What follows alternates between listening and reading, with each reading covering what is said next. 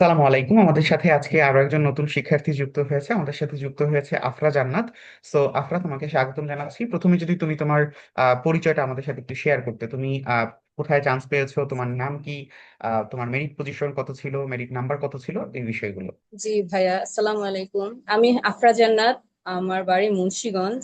আমি মুন্সিগঞ্জ থেকে মানিকগঞ্জ নার্সিং কলেজে চান্স পেয়েছি এবং আমার মেরিট পজিশন হচ্ছে 1034তম। তাহলে হচ্ছে মুন্সিগঞ্জের মেয়ে এবারে মানিকগঞ্জে পড়তে যাবে। মুন্সি মানিক, যাই হোক, ভালো সুন্দর একটা বিন্যাস হয়েছে। তো আমাদের প্রতি বছর মানিকগঞ্জ থেকে প্রচুর স্টুডেন্ট চান্স পায়, তো এবছর আমি ইন্টারভিউ হিসেবে তোমাকেই প্রথম পেলাম মানিকগঞ্জের। তো দেখা যাক এবছর মানিকগঞ্জে আমাদের আসলে ঠিক কতজন চান্স পেয়েছে। বেশ ভালো সংখ্যকই পায় আসলে মানিকগঞ্জ, ময়মনসিংহ, এছাড়া আমাদের আর কোথায় কোথায় কলেজ অফ নার্সিং, এবার তো ঢাকা নার্সিং কলেজেও বেশ বড় সংখ্যক স্টুডেন্ট আমাদের চান্স জি পেয়েছে। ভাই। যাই হোক, তো আমি দেখলাম তুমি হচ্ছে বিএসসি নার্সিং। আমাকে যদি একটু বলতা যে ইন টোটাল তোমার আসলে অ্যাডমিশন জার্নিটা কেমন ছিল, অনেক সহজ ছিল নাকি হচ্ছে অনেক কঠিন ছিল, কোনটা একটু যদি আমাদেরকে জানাতে। প্রথমে বলতে হয় ভাই, আমি একজন সেকেন্ড টাইমার।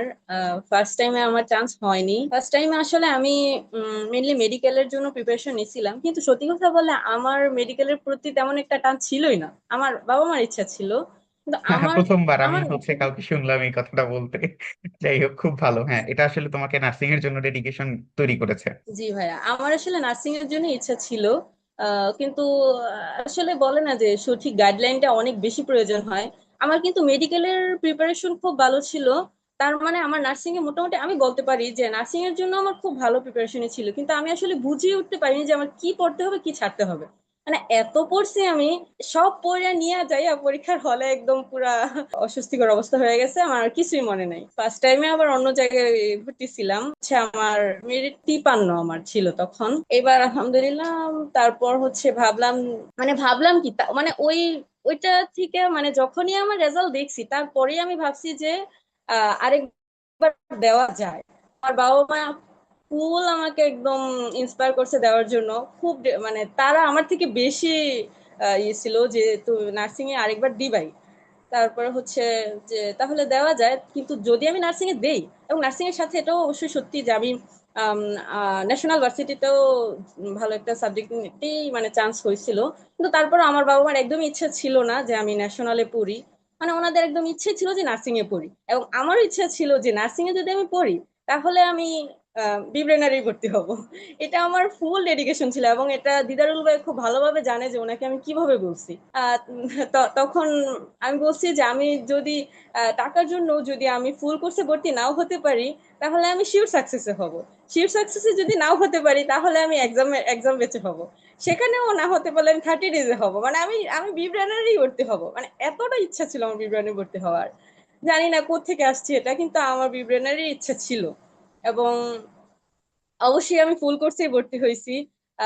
ফার্স্ট টাইমে ফুল কোর্সে ছিলাম, এবং দিদারুল ভাই আমাকে অনেক হেল্প করছে। ভাইয়ার ব্যবহার খুব ভালো ছিল আসলে। আমি সেদিনই বিব্রেনারের প্রেমে পড়ে গেছি। যে ওনাদের বলছি আমি যে ভাই আমার একটু টাকার সংকট ছিল তখন।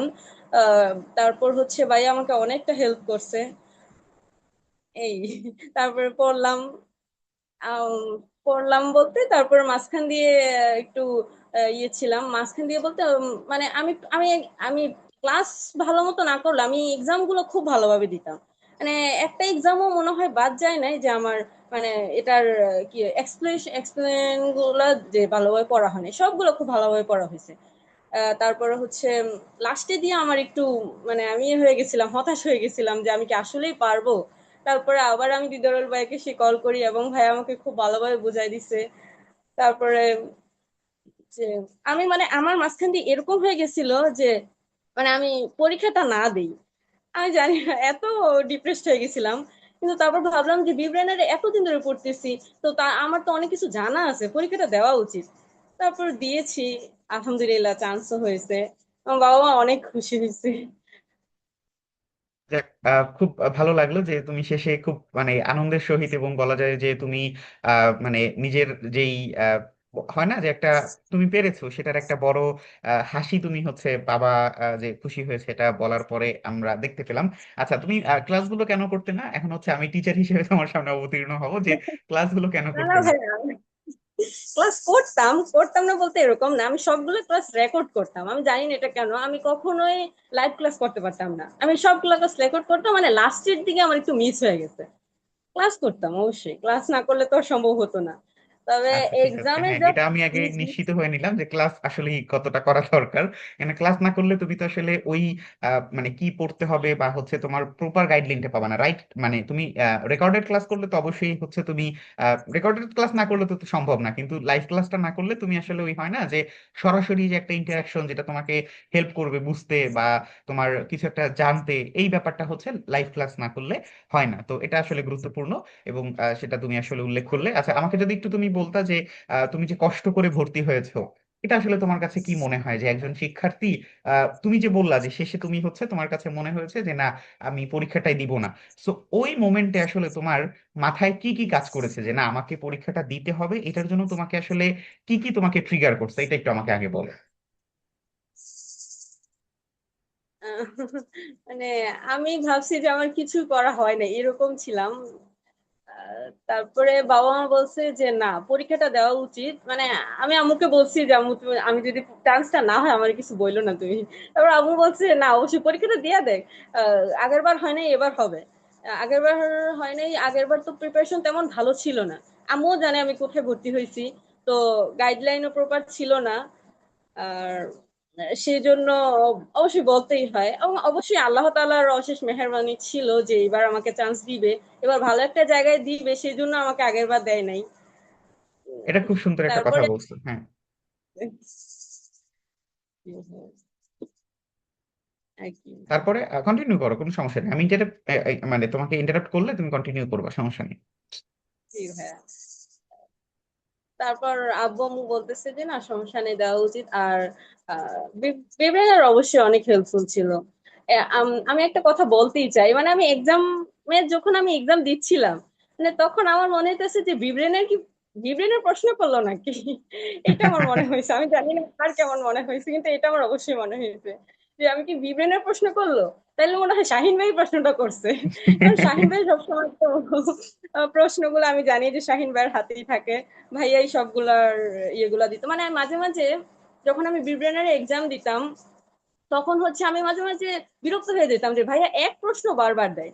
মানে এতবার এক প্রশ্ন দিত, আমি বললাম যে এবার এই প্রশ্নটা কতবার দিবে ভাইয়া।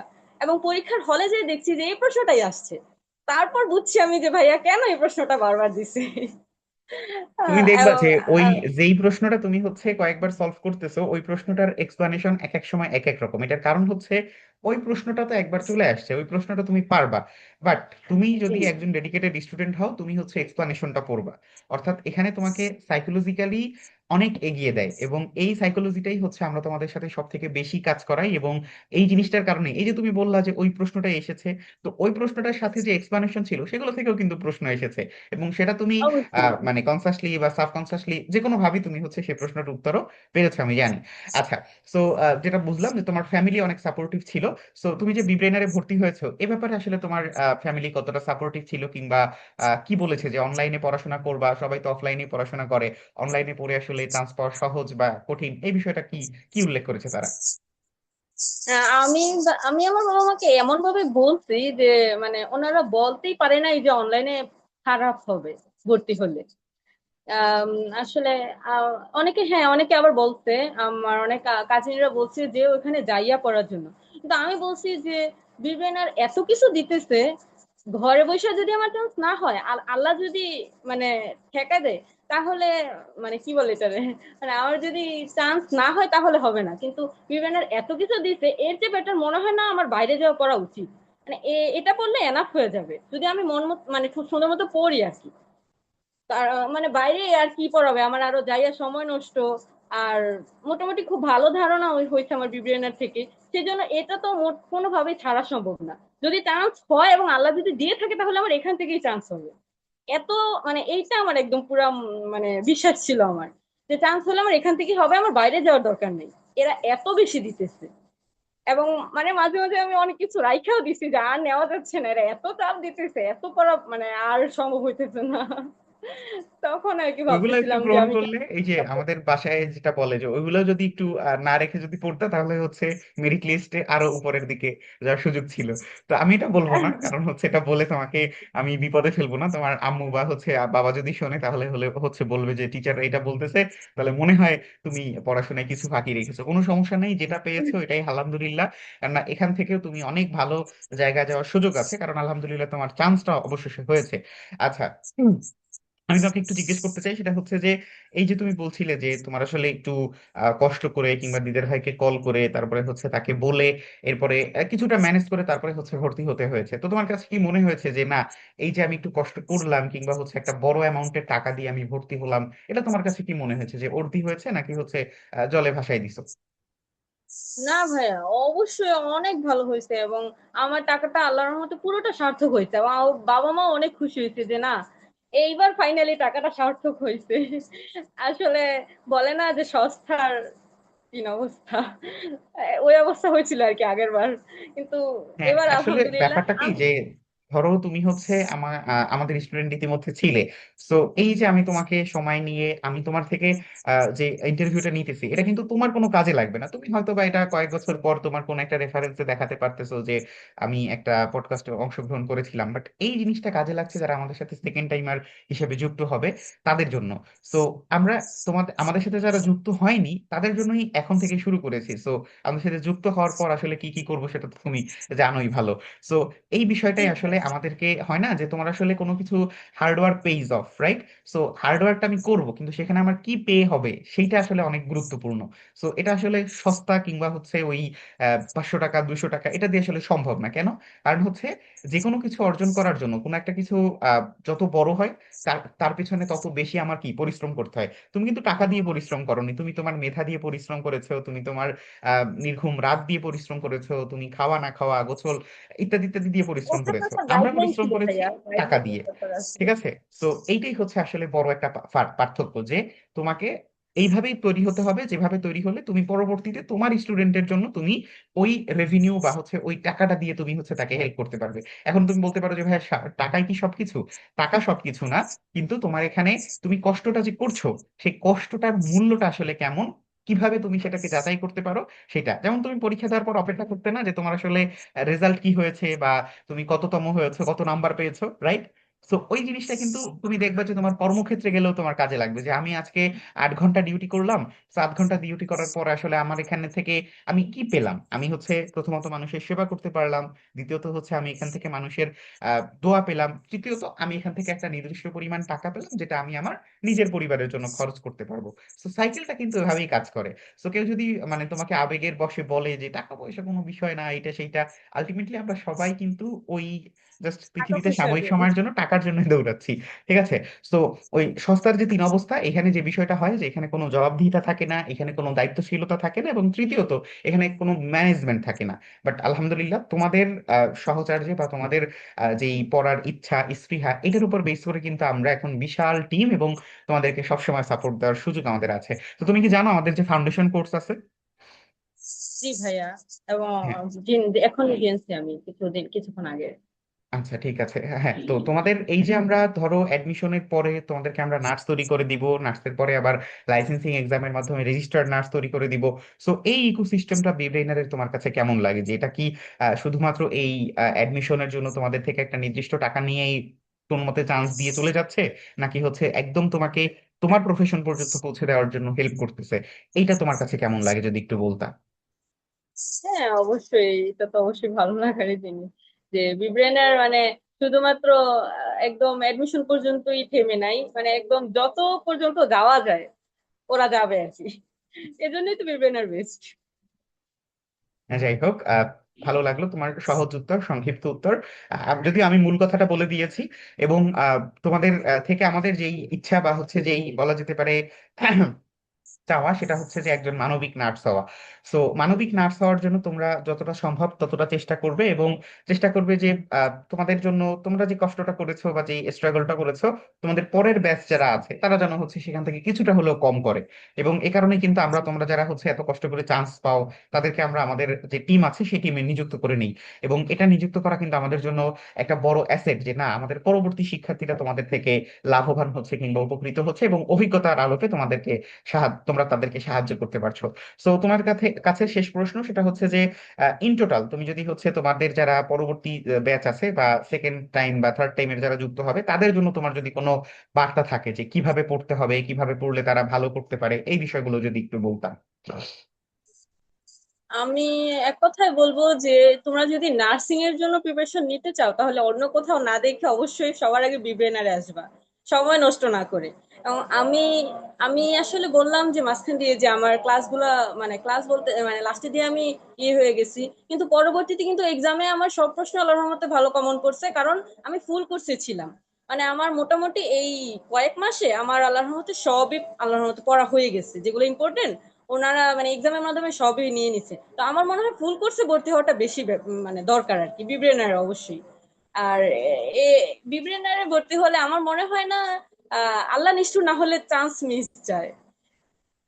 এটাই। না, এটা হচ্ছে ওই যে তুমি তখন কিন্তু খুব সুন্দর একটা কথা বলছো, যে তুমি হয়তোবা দ্বিতীয়বারে এরকম ভালো একটা মানিকগঞ্জ নার্সিং এর মতো একটা জৌলুসপূর্ণ নার্সিং এর চান্স পাবে দেখেই হয়তোবা প্রথমবারে তোমার চান্সটা মিস হয়ে গিয়েছে। সো আল্লাহর প্ল্যান কি এটা আমরা কেউ জানি না, এবং এর জন্য যে আমরা থেমে থাকবো কিংবা হচ্ছে আল্লাহর উপরে জাস্ট তাওয়াক্কুল করে বসে থাকবো, এটা কিন্তু সম্ভব না। আমাদেরকে সর্বোচ্চ পরিমাণে মানে বলা যেতে পারে সাপোর্ট নিয়ে এরপরে হচ্ছে আল্লাহর উপরে তাওয়াক্কুল করতে হবে। সো তোমার কথাটা আসলে খুব ভালো লেগেছে যে আমার আসলে প্রথমবারের যদি হচ্ছে আমি চান্স পেতাম, হয়তো বা একটু পিছনের কলেজে চান্স পেতে পারতাম, অথবা না কাছাকাছি গিয়ে আমি মাইগ্রেশনের মাধ্যমে নতুন কোনো নার্সিং এ চান্স পেতে পারতাম। বাট এখন তুমি কিন্তু একটা ভালো নার্সিং এ চান্স পেয়েছো, এবং এটা তোমাদের পরিবারকেও অনেক বেশি মানে খুশি করেছে, এবং তারা কিন্তু অনেক খুশি হয়েছে এই বিষয়টায়। যাই হোক আফরা, তোমাকে অসংখ্য ধন্যবাদ আমাদের সাথে যুক্ত হওয়ার জন্য। এবং আমি জানি তুমি ইতিমধ্যে আমাদের অনেক স্টুডেন্টকে সাপোর্ট দিচ্ছ, সহায়তা করছো, বিভিন্ন প্রশ্নের উত্তর করছো। আমি তোমাদেরকে আমাদের যে বিভিন্ন নার্সিং গ্রুপ আছে সেখানে দেখি মাঝে মাঝে। তো এটা আসলে আমরা তোমাদের থেকে প্রত্যাশা করি, এবং আমরা চাইবো যে তোমরা আমাদের সাথে, যে আমাদের টিম আছে সেই টিমে যুক্ত হও, আমাদের সাথে তোমাদের মানে পথ চলা আরো দীর্ঘ করো। এটাই আমাদের প্রার্থনা, এবং অবশ্যই একজন মানবিক নার্স হিসেবে নিজেকে গড়ে তোলো। ঠিক আছে আফরা? জি ভাইয়া, আসসালামু ঠিক আছে। আলাইকুম। ওয়ালাইকুম আসসালাম, আল্লাহ হাফেজ। পরবর্তীতে কখনো দেখা হবে, ততক্ষণ পর্যন্ত ভালো থাকো, সুস্থ থাকো। আসসালামু আলাইকুম।